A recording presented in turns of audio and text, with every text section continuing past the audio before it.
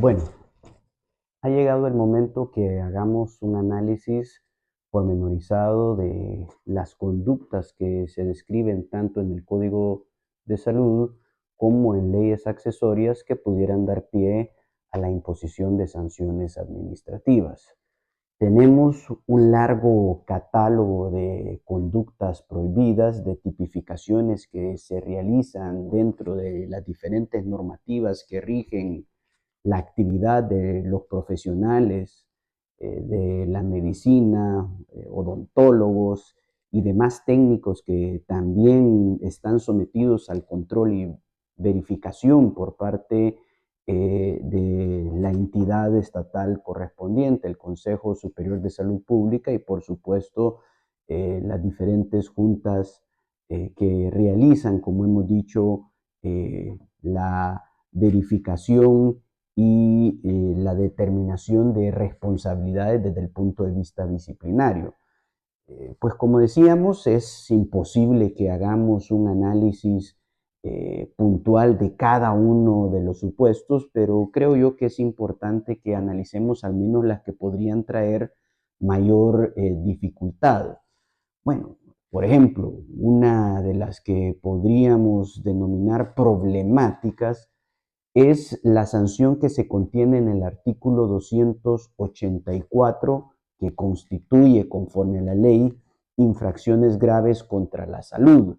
Específicamente el numeral 19. Vamos a analizar, pues como decíamos, las que mayores dificultades y complejidades pueda traer.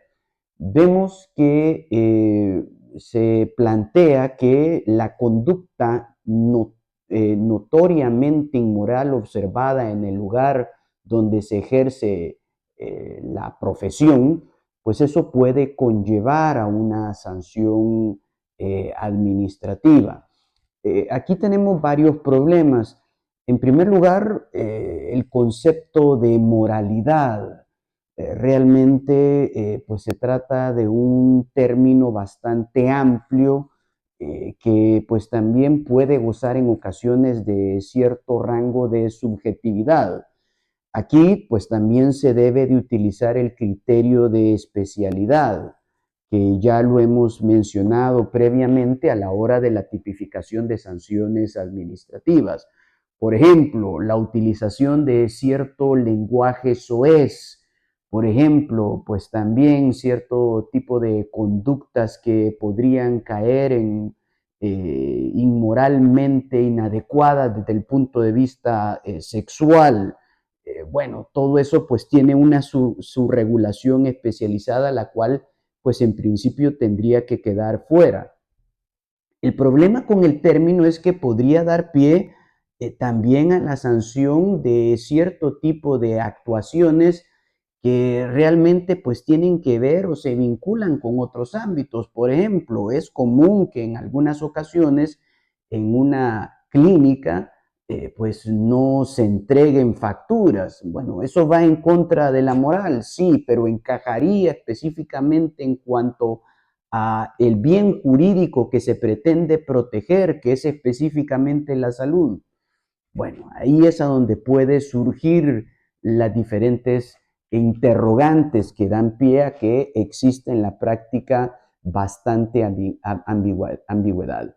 En ese sentido, bueno, pues tal vez la utilización de estupefacientes, eh, algún tipo de droga enervante, eso podría dar pie a que se pueda advertir una práctica notoriamente inmoral o que personas a su cargo, no específicamente el médico, sino personas que se encuentran bajo su vigilancia y cuidado, realicen esta actividad. Por supuesto, en vista de lo anterior, no necesariamente aquí la persona que debe de cometer la infracción es específicamente el médico. Podría ser cualquiera de los miembros del staff. Lo que sí es que debe de realizarse dentro de lo que sería el lugar, la clínica donde se está prestando el servicio. Otro punto que podría resultar relevante y de alguna forma complicado de discutir es cuando puede existir, como se establece en el numeral segundo del mismo artículo 284, con quizás una menor complejidad, la revelación de supuestos que podrían caer dentro del secreto profesional. Bueno, sabemos que la salud, la condición de la persona en su aspecto médico, pues es un ámbito un ámbito íntimo, perdón, que no debe de estar al escrutinio público. Por supuesto que esto va a conllevar en ocasiones cierto tipo de excepciones, por ejemplo, cuando exista una situación que apremie a partir de un requerimiento judicial. En todos estos casos no podría entenderse que existe una revelación inadecuada. Siempre cuando existe un mandato judicial es viable, especialmente cuando existe una decisión de parte de un juez. Pero todos los elementos que tienen que ver con el tratamiento, el ámbito terapéutico que se le está dando, la enfermedad y el diagnóstico que se le ha dado a la persona y también todos los exámenes y pues las medicinas, pues todo esto quedaría en un ámbito que debe de ser resguardado y que no debe de ser expuesto, y sin lo cual pues podría pues existir también en estos casos una sanción administrativa. Es importante señalar que en principio pues aquí se trata de una obligación personal por parte de el profesional que pues tiene que realizar la acción terapéutica. En ese sentido, este profesional tiene una obligación de sigilo, de guardar silencio, y no puede descubrir, no puede comunicar, no puede divulgar este secreto que se le ha encomendado. Esto inclusive podría llevar a lo que serían, y ahí es a donde empieza un poco la problemática, consecuencias de naturaleza penal, porque existen delitos que se relacionan con lo anterior.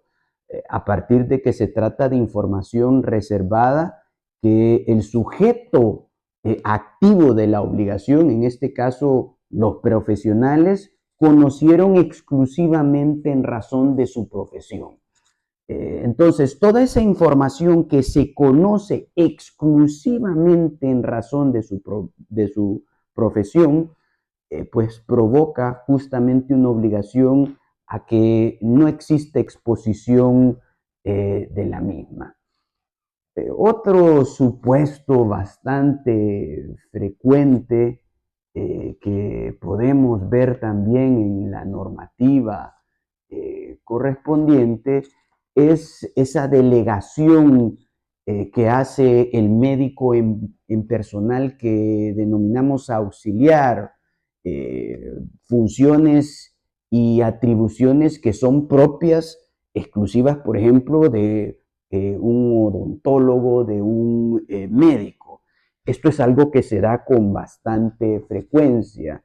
Personas que tal vez a partir de la práctica han llegado a tener conocimientos especializados, pero que no tienen la autorización. Si la persona no tiene una autorización y una capacitación para poder realizar una determinada actividad, bueno, eso implicaría que pues también esta delegación, por más que se esté realizando al cuidado, el hecho de que el médico se encuentre presente, no quiere decir en ningún momento que exista esa habilitación. Igualmente se cometería la misma. Por supuesto que esto hay que diferenciarlo de lo que sería exclusivamente actividades coadyuvantes o actividades auxiliares que se pueden realizar por su escasa complejidad y porque efectivamente pues pueden tener las calificaciones técnicas. Un auxiliar de odontología perfectamente podrá realizar cierto tipo de actividades.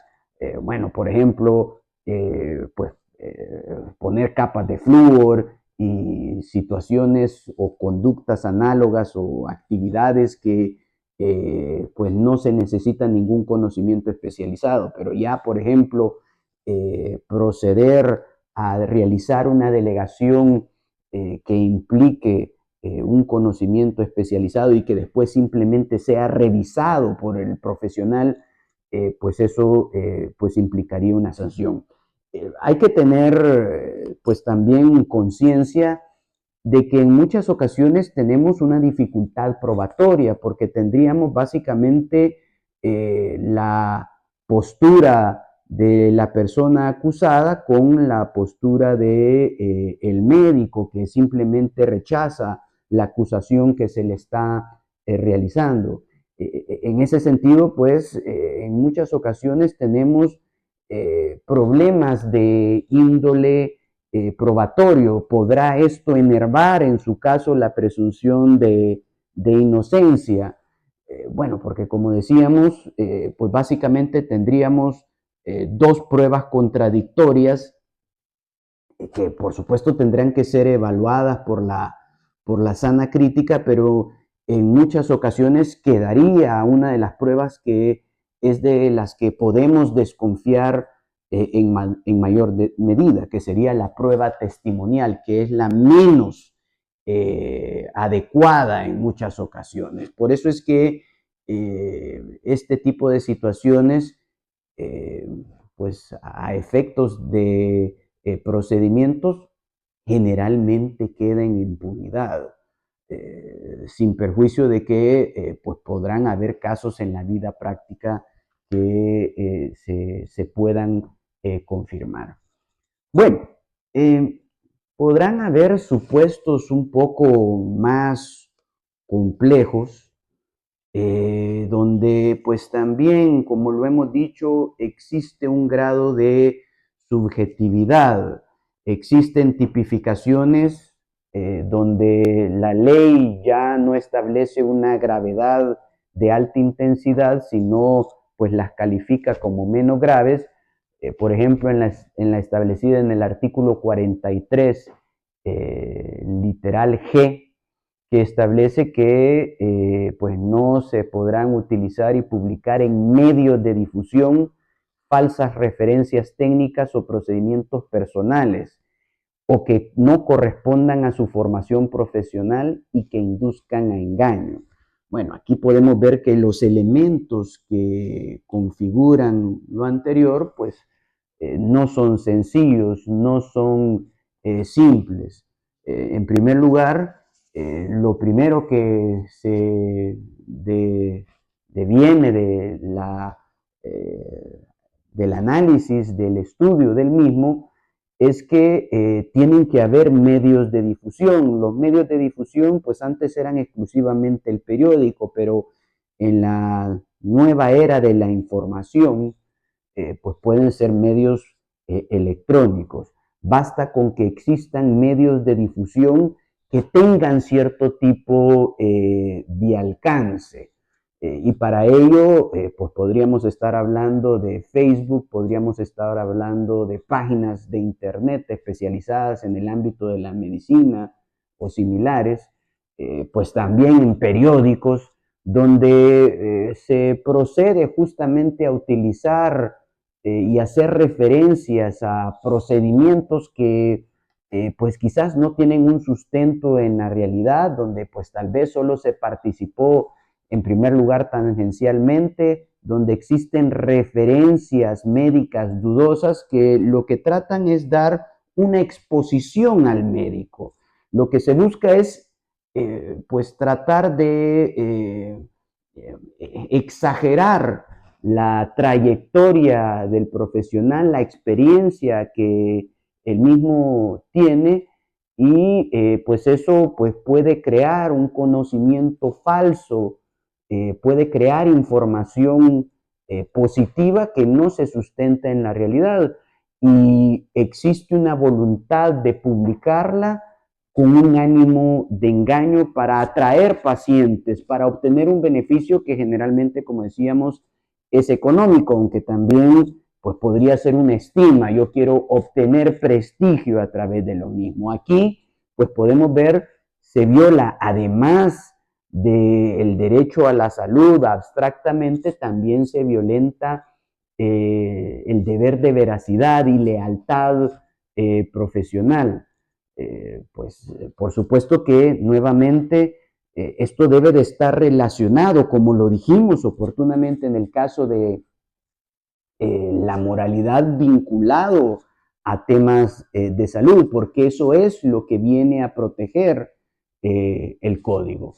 Es importante hacer lo anterior. En este caso, por supuesto que como la mayoría de los supuestos que hemos descrito, se circunscriben a supuestos que tienen que ver exclusivamente con la actividad del médico, pero por supuesto de que esto no podría afectar a las personas que han participado en esa difusión y menos si ellos no tienen los conocimientos especializados. Recordémonos que esa parte también de lo que sería el principio de responsabilidad. Es necesario actuar con dolo, con negligencia, y yo solo puedo responder por mis propios actos. Y si yo simplemente replico lo que otro está diciendo, pero no lo hago con una intención o ánimo de engaño, bueno, no podría haber sanción. Ese es un problema que se da con todas las sanciones. Aquí existe jurisprudencia contradictoria, ya la establecimos oportunamente cuando analizábamos caso por caso los supuestos, pero en principio lo que ha establecido la Sala de lo Constitucional en jurisprudencia, y eso se va a establecer pues cuando ustedes puedan ver las láminas correspondientes, si no se dice nada, si la tipificación no especifica, no concreta si la conducta debe de ser dolosa o culposa, la Sala de lo Constitucional ha determinado que la actividad debe de entenderse como culposa. Por lo tanto, el estándar que se exige es que la administración debe de comprobar en la mayoría de los casos que se describen, a menos que se diga lo contrario, que existe específicamente dolo y que no son conductas de negligencia. Por supuesto que en algunos casos, cuando claramente se pueda determinar, inferir de la estructura típica de la norma, se podrá llegar a esa conclusión. Pero digamos que esto debe de analizarse con mucho cuidado porque, como ya se dijo, la regla general es que debe de existir dolo. Por ejemplo, en el caso que estamos mencionando en cuanto a esta información engañosa, creemos que indiscutiblemente tiene que ser una actividad dolosa. Lo mismo en el supuesto de delegar a su personal auxiliar facultades y otros supuestos como la revelación de información. Aquí no cabría lo que serían actividades negligentes. Estamos hablando de supuestos donde la ley no habla en ningún momento de una simple negligencia y por lo tanto debe de entenderse de esta forma. Otro supuesto que también nos puede parecer interesante es negar la atención en situaciones de emergencia a pacientes. Esto ya se hace referencia en la ley de los derechos y deberes de los pacientes. Bueno, ahí se dice que si yo niego en una situación concreta de emergencia que ponga en riesgo la vida de la persona en un establecimiento nacional de salud o privado, pues yo también voy a ser objeto de sanción administrativa. En este sentido, bueno, en primer lugar, nuevamente se trata de una obligación que solo se le puede imponer a un médico, a una persona que pues tenga conocimientos especializados este deber de ayuda, que tenga pues las habilidades concretas para poder realizar y tomar las medidas terapéuticas y de sanación correspondientes. En segundo lugar, debe de ser un caso verdaderamente de emergencia, y no cualquier emergencia. El artículo dice que deba de poner en riesgo la vida. Por más emergencia que puede existir, si simplemente es una quebradura que puede causar muchísima incomodidad y dolor, si este en ningún momento causó riesgo a la vida de la persona, y para eso tendrían que hacerse los peritajes correspondientes, bueno, definitivamente no podría configurarse. Y esto debe de darse también, hay un elemento territorial, debe de darse en un sistema nacional de salud público o privado. Bueno, si por ejemplo llegan a la casa del médico con una emergencia y no se encuentra en un establecimiento de salud, pues tampoco podría haber una sanción. Entonces aquí existen ciertos elementos que podríamos denominar personales, otros que tienen que ver con las condiciones, situaciones objetivas que se deben de presentar, y otras territoriales o de lugar para que se configure la misma. Por lo tanto, pues también deben de excluirse, y nuevamente concluiríamos que existe impunidad en los casos que no se configuren alguno de los elementos, porque justamente en todos los que hemos reseñado y de los que vamos a continuar señalando, si no logramos cumplir con alguno de los elementos, bueno, definitivamente no puede haber sanción administrativa. Podrán cumplirse 4 de los 5 elementos, pero basta con que uno se encuentre ausente para que no se imponga la sanción, y para que en ese caso concreto exista un ámbito de libertad.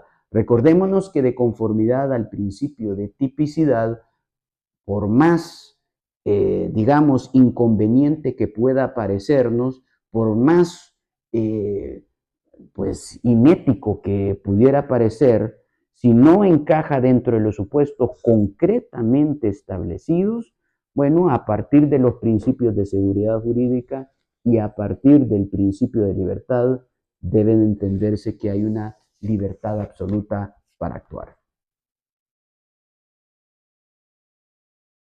Bueno, hemos dejado los supuestos más problemáticos para el final. Dentro de la normativa de salud, especialmente en el Código de Salud, podemos encontrar algunos supuestos que no dejan de ser bastante complejos a la hora de determinar cuándo los mismos se pueden configurar en la realidad. Uno de ellos constituye una infracción menos grave. Estamos hablando del supuesto establecido en el artículo 43, literal B, donde se establece que si se brinda atención de salud o se realizan procedimientos médicos sin resguardar la intimidad o privacidad del paciente. Bueno, esto pues resulta un poco complicado en ocasiones. El primer elemento que podríamos denominar objetivo, es decir, referente a la acción, pues establece que debe de darse un supuesto en concreto que se refiere a brindar atención médica o a realizar un procedimiento médico, es decir, se debe de encontrar el médico en esta situación, y que para ello no se tomen las medidas de intimidad y privacidad. Por ejemplo, se refiere a una exposición innecesaria en presencia de terceros no autorizados, actos que podrían catalogarse de poco pudor. En estos casos creemos que debe de sancionarse cuando existe una voluntad de no proteger o una falta de negligencia, es decir, no tener el cuidado que lleva a esta exposición de la persona. Por supuesto que habrán otros supuestos o casos donde pueden existir colisión de derechos, en los cuales pues también definitivamente no podría existir sanción, lo que comúnmente en el ámbito del derecho penal se denomina como antijuricidad, es decir, que existan no solamente un análisis de una norma que podríamos denominar prohibitiva, sino también debe de haber un análisis donde por el otro lado la legislación lo permite. Bueno, habrán situaciones de extrema urgencia donde, por ejemplo, en situaciones de un supuesto anómalo se necesite desgarrar las vestiduras de una persona que llegue en una situación donde su vida se pueda poner en riesgo y donde no existe pues un supuesto donde se pueda resguardar. Existe, como decíamos, esa colisión entre el derecho a la salud y esa situación apremiante con lo que sería la intimidad o privacidad. O también supuestos en los cuales no exista otra forma. Bueno, por ejemplo, habrán profesiones médicas como los ginecólogos, como también, por ejemplo, los proctólogos, donde por su naturaleza tienen que, para realizar un examen médico, realizar inspecciones en el cuerpo en zonas privadas de la persona. Por eso decimos que este es un supuesto de suma dificultad, dependiendo de las consideraciones concretas. Inclusive esto se podría dar desafortunadamente a malos entendidos en ocasiones.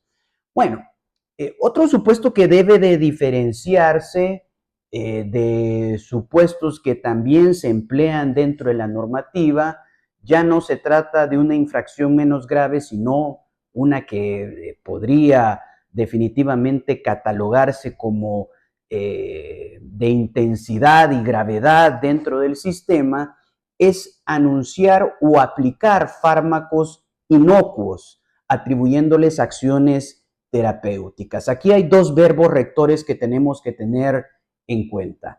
En primer lugar, anunciar. Nuevamente se hace referencia a la propaganda, se hace referencia a la exposición y dar al conocimiento de algún fármaco, alguna medicina que se le atribuyen facultades de sanación, es decir, facultades terapéuticas, o también aplicarlas cuando, pues en principio, la literatura o los estudios han determinado que no existe una acción y que pues se trataría pues únicamente de placebos, es decir, que no tienen una incidencia real en la salud de la persona.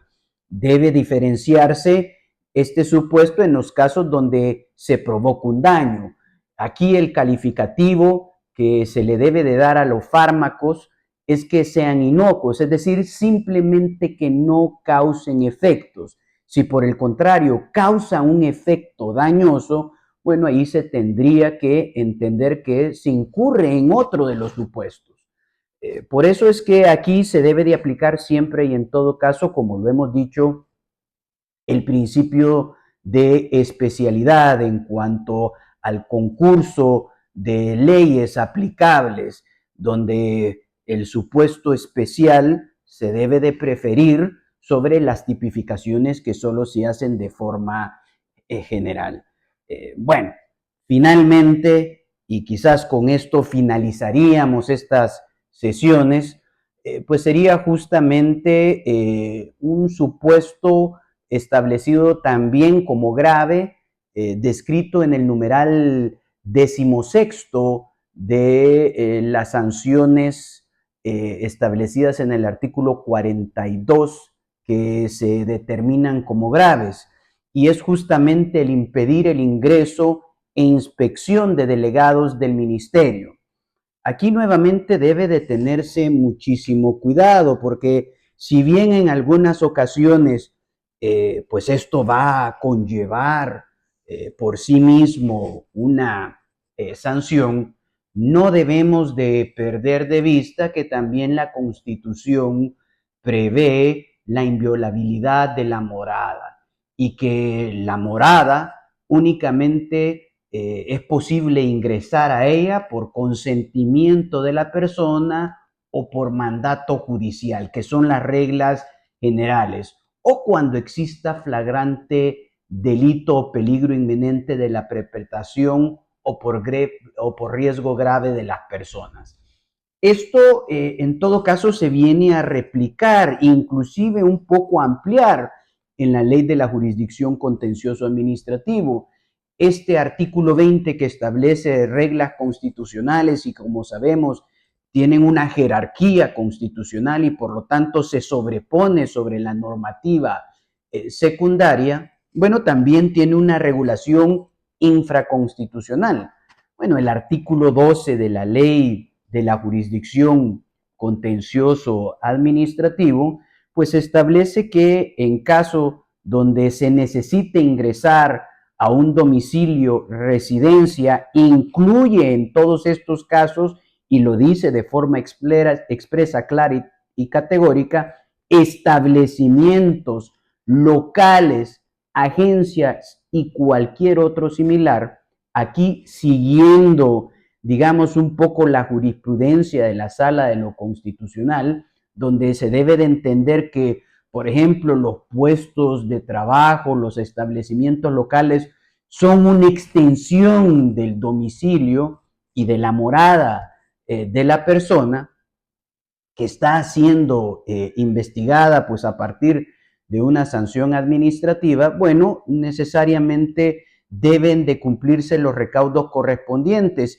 Y si existe una negativa, una resistencia, o no existe simplemente autorización, porque, bueno, esa autorización debe de darse de forma clara y categórica, no se puede suponer, el procedimiento que tendrá que seguir la autoridad administrativa es acudir a los juzgados de lo contencioso administrativo. Específicamente en el artículo 12 se establece que los juzgados competentes van a ser justamente los juzgados de primera instancia, los juzgados de lo contencioso administrativo que, pues cumpliendo con los recaudos correspondientes y si se logra justificar, pues puede decretar lo que se denomina una autorización de registro con prevención de anallamiento. En estos casos que la administración pública tenga una autorización por ley especial para realizar esa función inspectora. Vemos otro punto de mucha importancia que quizás hemos hablado pero no desarrollado plenamente, que también se habla que para que se pueda realizar una potestad inspectora, una potestad de verificación, es necesario que una ley especial lo diga. En el caso del ámbito de la salud, sí existe una disposición, sí se otorgan estas potestades. No todas las administraciones lo establecen, debe de existir una reserva de ley y así lo establece y lo mantiene el artículo 12, y cuando existe esa necesidad de continuar investigaciones y existe una probabilidad justificada de conseguir insumos y acervos probatorios, se puede hacer esta petición. Pero en principio no puede entenderse y sería un error, a mi juicio, entender que eh,